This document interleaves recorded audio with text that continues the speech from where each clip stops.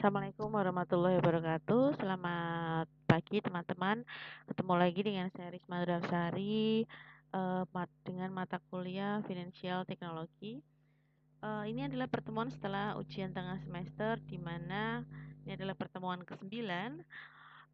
Kita akan membahas mengenai peran financial technology dalam meningkatkan keuangan dan keuangan inklusif dalam UMKM atau usaha menengah kecil menengah nih ya.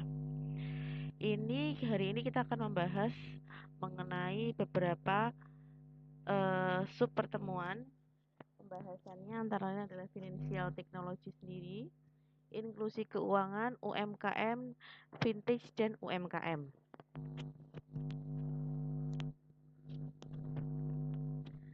Nah, yang pertama yaitu kita akan membahas mengenai pengertian dari financial technology. Kalau kita berbicara mengenai pengertian dari financial technology di pertemuan pertama sampai dengan pertemuan ke-7 kemarin sebelum ujian tengah semester, kita selalu membahas apa sih pengertian vintage, baik itu yang ada dari yang dikeluarkan oleh Bank Indonesia, OJK, maupun yang dikeluarkan oleh Bank Dunia yang kemarin sudah kita bahas dan menurut beberapa ahli.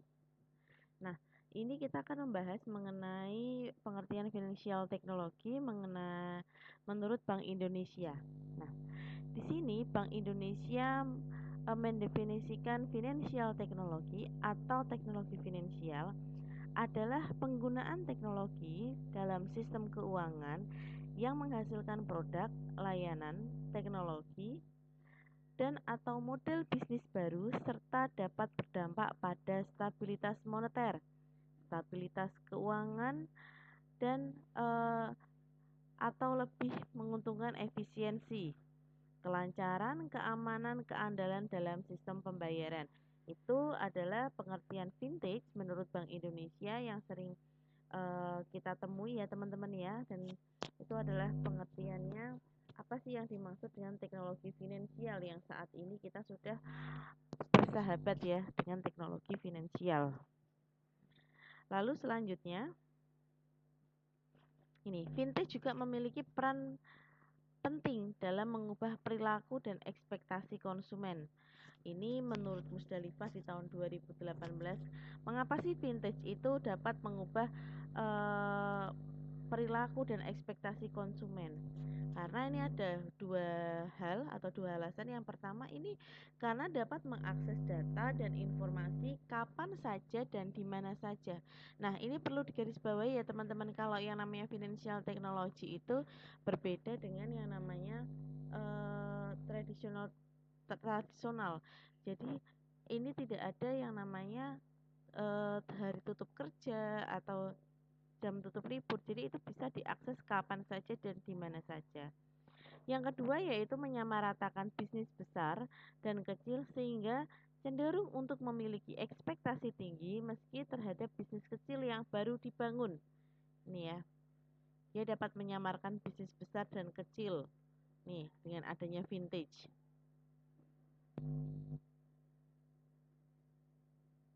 Nah, kemarin kita juga sudah belajar mengenai Bank Indonesia tahun 2016.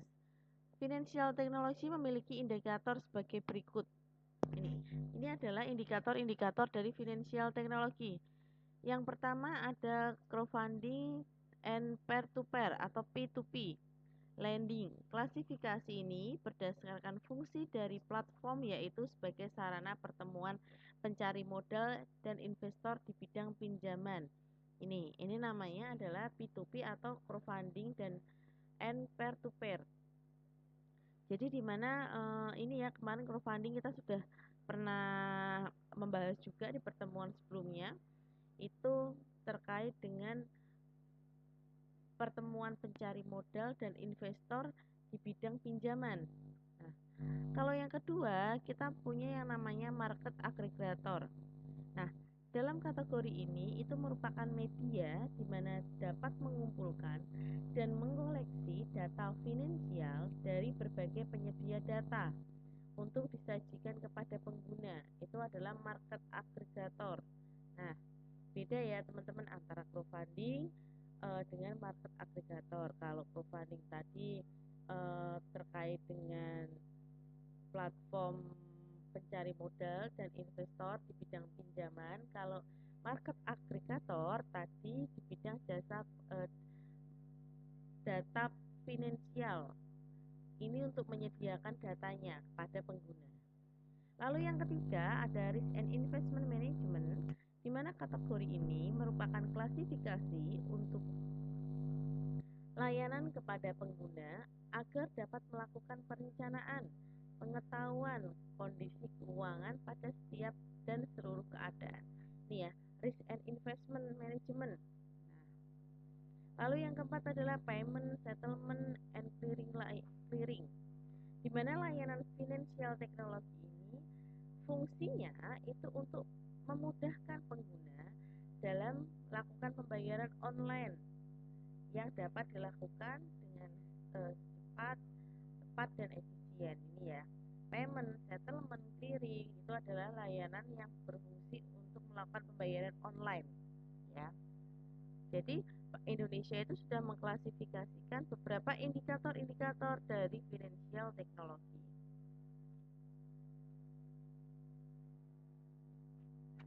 Nah, selanjutnya kita akan berbicara mengenai apa sih yang dimaksud dengan inklusi keuangan. Ini adalah istilah dari financial inclusion atau keuangan inklusi. Nah, keuangan inklusi ini muncul menjadi tren pasca krisis di tahun 2008. Nah, ini ya ada namanya inklusi keuangan. Ini terutama didasari pada krisis kepada kelompok in the bottom of the pyramid atau pendapatan rendah dan tidak teratur. Nah, adanya inklusi keuangan. Nah, tinggal misal dia tinggal di daerah terpencil atau ada juga buruh yang tidak mempunyai dokumen identitas legal. Nah, ini yang umumnya unbanked yang tercatat sangat tinggi di luar negara maju. Jadi inklusi keuangan ini seperti yang tadi ya teman-teman ya, apa namanya, pendapatan kategori pendapatannya rendah atau tidak teratur, buruh yang mempunyai dokumen legal, masyarakat mungkin masyarakat yang ada di pinggiran dan di mana dia tidak tercatat sebagai nasabah perbankan. Nah, ini ya. Ini yang mendasari adanya tadi inklusi keuangan. Nah, di sini keuangan inklusif itu memiliki menjawab alasan tersebut memberikan manfaat yang banyak dinikmati oleh masyarakat. Tadi ya adanya inklusif keuangan tadi mampu menjawab pertanyaan-pertanyaan atau case-case yang ada di dalam masyarakat saat ini. Tadi seperti tadi ya yang sudah dijelaskan ada beberapa yaitu pendapatan yang rendah, tidak teratur dan lain sebagainya tadi. Nah,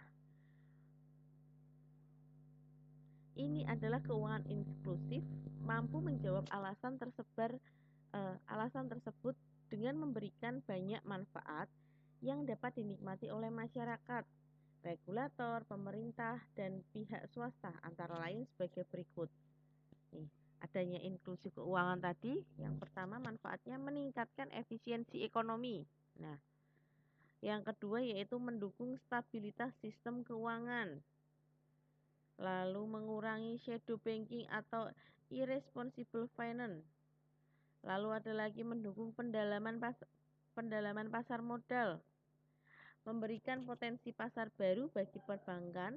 Tadi ya adanya inklusi keuangan tadi. Terus mendukung peningkatan Human Development Index atau HDI di Indonesia.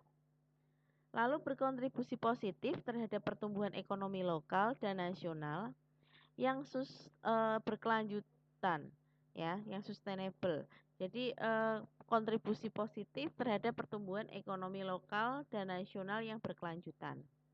Nah, yang kedelapan ini akan mengurangi kesenjangan dan rigiditas low income trap sehingga dapat meningkatkan kesejahteraan masyarakat yang pada akhirnya berujung pada penurunan tingkat kemiskinan. Tadi kan ada ya pendapatan yang tidak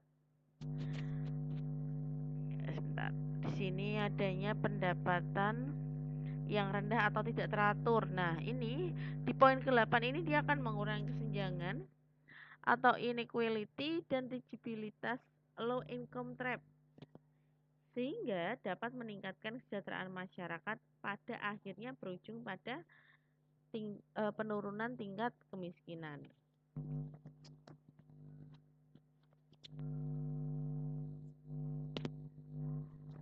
Nah, kalau kita berbicara menurut Organisasi of Economic Cooperation and Development tahun 2018, ini keuangan inklusi memiliki indikator. Jadi tadi ada beberapa indikator. Kalau tadi sudah kita bahas mengenai indikator dari financial teknologi, sekarang kita membahas mengenai indikator dalam inklusi keuangan.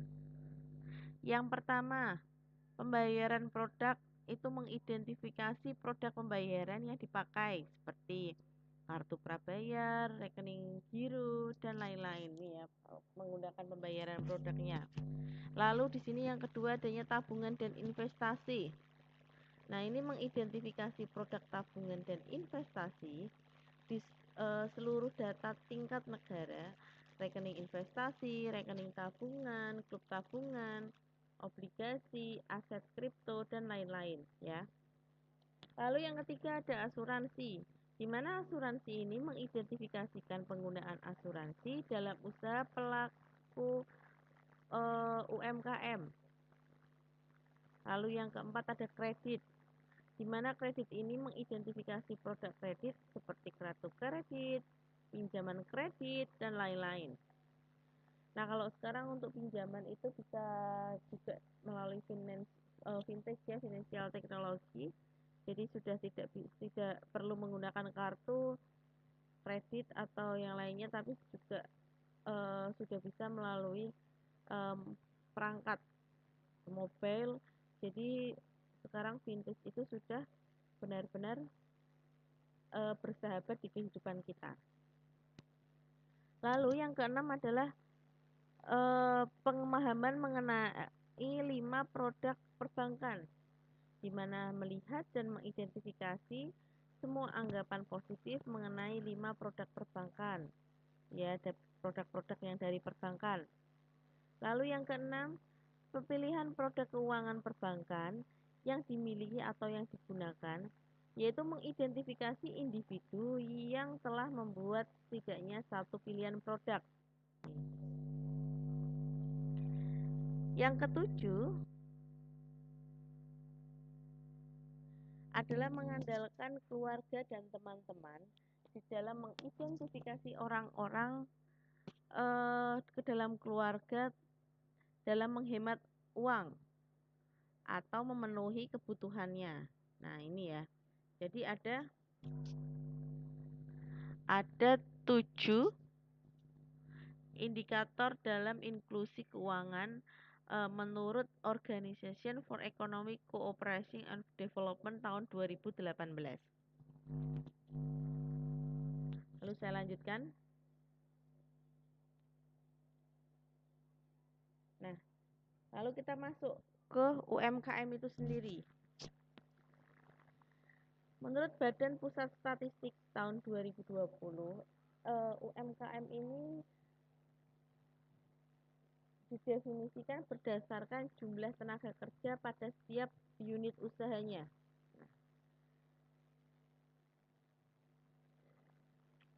Kalau usaha kecilnya itu usaha yang memiliki jumlah tenaga kerjanya 5 sampai dengan 19, itu kita kategorikan dengan usaha kecil ya.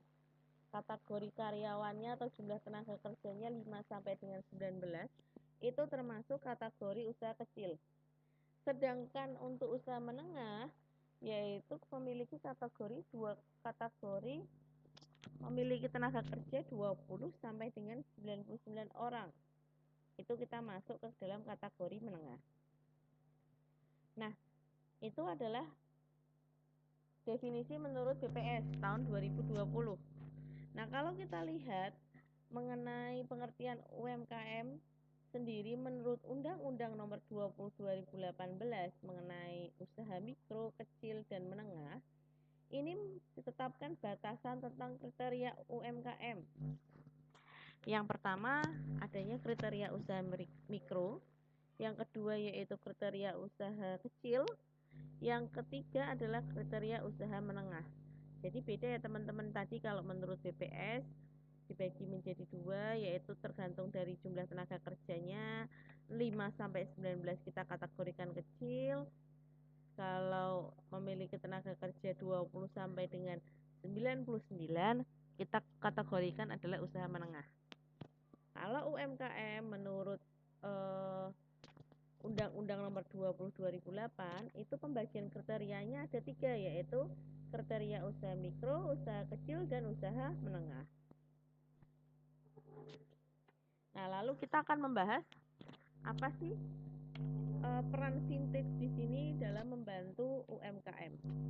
Nah, UMKM itu merupakan sektor yang paling terkena dampak dari transformasi global yang disebabkan oleh teknologi keuangan.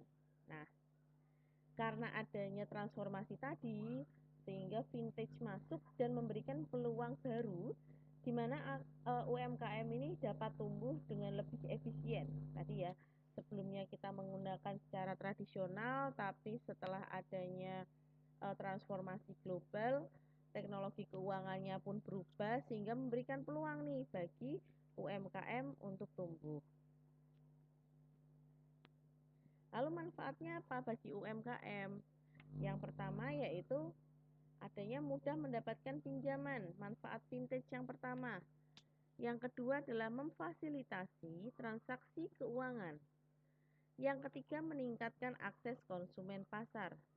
Yang keempat adalah perubahan pada layanan keuangan. Nah, kita bahas dulu untuk manfaat financial technology bagi UMKM. Yang pertama yaitu memudahkan mendapat pinjaman. Nah, akses terhadap pembiayaan. Nah, UMKM itu kan pasti butuh yang namanya pembiayaan. Nah, ini aksesnya tersebut untuk mendapatkan pembiayaan adalah salah satu tantangan yang harus dihadapi oleh UMKM. Bisnis kecil dan menengah dari UMKM tersebut. Nah, saat ini atau dulunya dan sampai dengan saat ini mungkin ya, ini sering mengalami kesulitan mendapatkan pinjaman dari bank konvensional karena biasanya membutuhkan jaminan dan prosesnya mungkin lebih rumit ya sebelum vintage ini hadir. Nah, tapi saat ini berkat adanya financial teknologi, banyak UMKM itu yang dapat mengakses berbagai platform pembiayaan online, ya. Di sini yang menawarkan pinjaman dan persyaratan, di mana pinjaman dan persyaratannya tersebut lebih fleksibel dan prosesnya pun lebih cepat.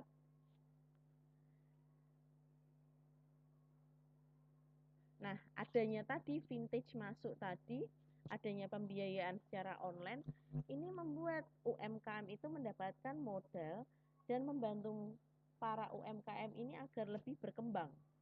Nah, jadi yang pertama adalah mudah mendapatkan pinjaman karena dulu kalau sistemnya adalah lewat bank konvensional, persyaratannya tadi membutuhkan jaminan dan prosesnya yang mungkin cukup rumit ya. Tapi setelah adanya transformasi keuangan, vintage hadir, ada banyak nih platform-platform pembiayaan online yang menawarkan pinjaman dengan syarat yang mungkin lebih fleksibel ya, dan untuk pencairannya pun lebih cepat, sehingga ini memberikan kemudahan untuk UMKM sehingga dapat mengembangkan usahanya. Itu yang pertama tadi. Yang kedua adalah memfasilitasi transaksi keuangan.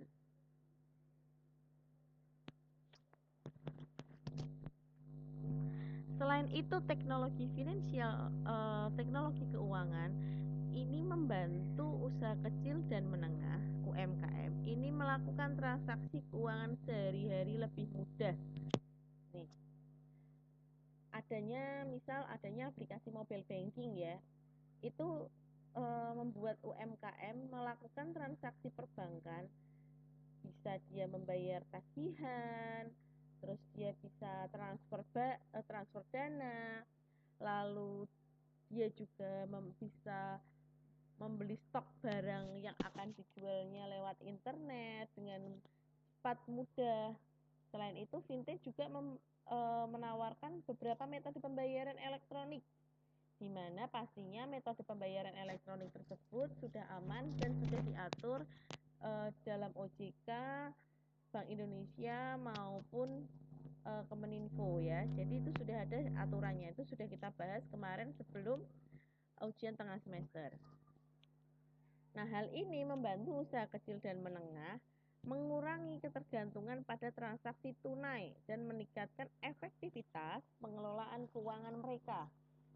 Jadi ketika misal nih dalam satu perangkat mobil saja, financial teknologi ini kita bisa akses, mulai kita bisa melakukan pembayaran transaksi pembelian si UMKM tadi, bisa melakukan pembelian barang, lalu kita juga dapat menerima pembayaran dari pelanggan kita melalui pembayaran digital, bisa melalui QR code ataupun dompet digital lainnya. Nah, hal ini menimbulkan efisiensi dan efektivitas dari aktivitas si UMKM ya. Ini jadi dapat memfasilitasi ya transaksi keuangannya.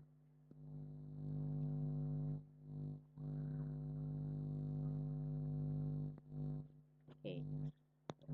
Lalu selanjutnya meningkatkan akses konsumen pasar.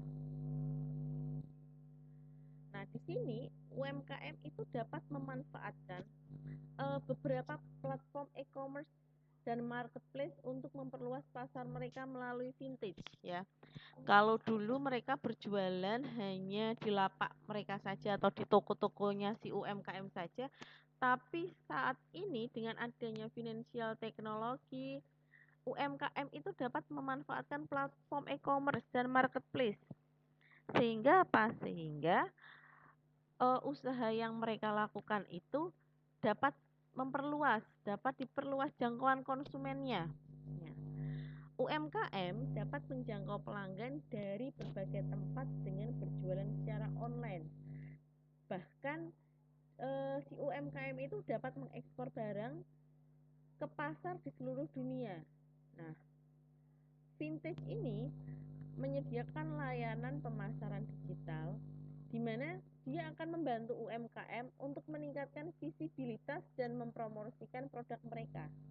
Jadi hadirnya platform-platform tadi memang benar-benar sangat membantu ya UMKM dalam meningkatkan akses konsumen pasar. Ya.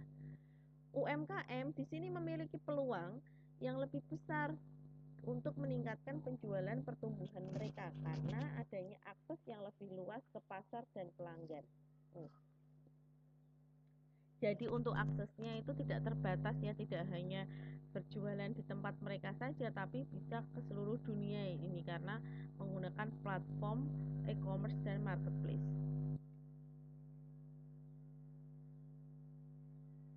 Selanjutnya, adanya perubahan pada layanan keuangan.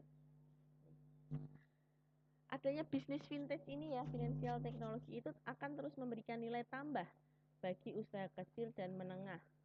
Misalnya adanya teknologi peer-to-peer lending memungkinkan UMKM tadi mendapatkan pinjaman dari investor tanpa harus menggunakan lembaga keuangan konvensional. Jadi lebih efektif, efisien, dan lebih cepat ya. Selain itu, UMKM juga menggunakan platform crowdfunding untuk mendapatkan dana dari masyarakat untuk mendukung proyek atau memperluas bisnis mereka. Nah, yang terakhir yaitu dengan adanya inovasi-inovasi yang tadi telah dijelaskan, UMKM itu dapat memiliki peluang baru mendapatkan pembiayaan dari berbagai sumber dan memperluas akses mereka ke dalam modal usaha. Ya, jadi adanya perubahan layanan keuangan ya, lebih tepatnya ya teman-teman ya. Oke, sampai sini manfaat vintage bagi keuangan ada yang pertama mudah mendapat pinjaman, memfasilitasi transaksi keuangan, 3 meningkatkan akses konsumen pasar, 4 perubahan pada layanan keuangan. Ada yang mau ditanyakan?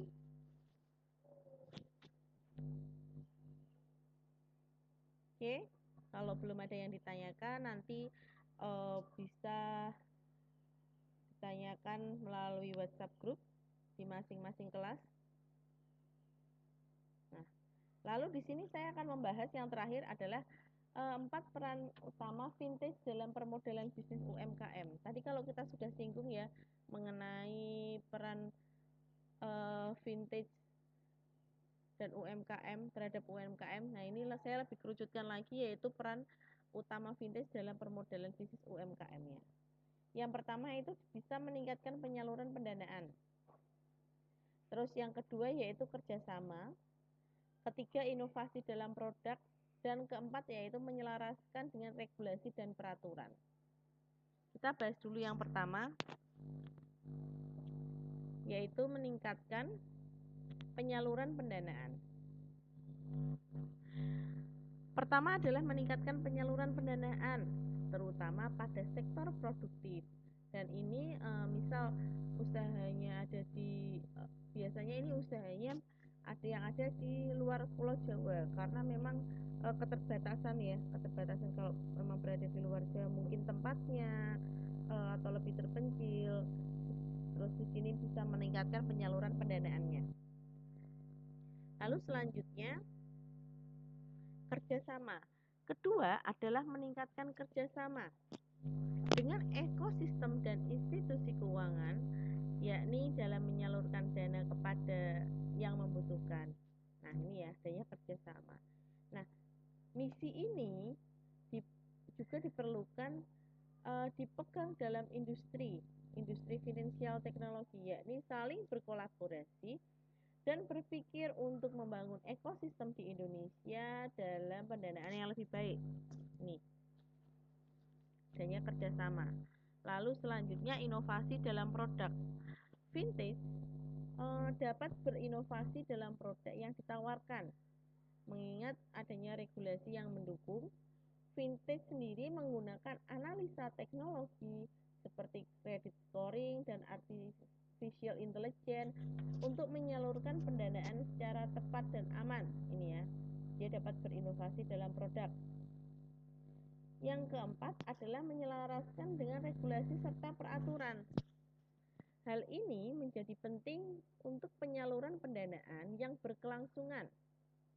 Misalnya di sini adalah tidak melanggar dan tidak ditegur ataupun tidak ditutup ya. Jadi selama UMKM menggunakan finansial teknologi itu sesuai dengan aturan. Nah, karena ini akan akan berhubungan dengan keberlangsungan suatu usaha UMKM tersebut. Oke. Nih ya, ini adalah 4 peran utama finansial teknologi dalam permodalan bisnis dan UMKM. Meningkatkan penyaluran dana, kerjasama, inovasi dalam produk, menyelaraskan dengan regulasi dan peraturan. Nah, baik teman-teman, ini untuk materi kita pada pagi hari ini sudah selesai. Dan di sini ada tugas setelah ujian tengah semester, di mana yang pertama di sini silahkan saudara mereview artikel ilmiah terkait dengan finansial teknologi dan UMKM. Untuk artikelnya bebas, silahkan teman-teman cari lewat Google Scholar. Atas artikelnya bawah review artikel ilmiahnya. Batas maksimal pengumpulannya adalah 23 Desember. Nah, di sini ada ketentuannya teman-teman perlu dibaca, yaitu bagi kelas full online silahkan kirim ke drive yang sudah saya sematkan di PPT. Lalu untuk bagi kelas streaming atau hybrid silahkan kirim ke drive yang sudah saya sematkan di PPT. Untuk format pengumpulannya ditulis dengan kode kelas, nama, NIM, dan asal Stekom. Ya, Untuk tugasnya, silahkan teman-teman review artikel ilmiah terkait dengan finansial teknologi dan UMKM. Artikelnya sekali lagi bebas. Artikelnya dulu di atas, setelah itu review dari artikel ilmiahnya di bawah. Silakan teman-teman kirim maksimal pengumpulan tanggal 23 Desember 2023. Baik, terima kasih teman-teman atas waktunya. Kalau sudah tidak ada yang ditanyakan, saya akhiri. Saya pamit undur diri. Wassalamualaikum warahmatullahi wabarakatuh.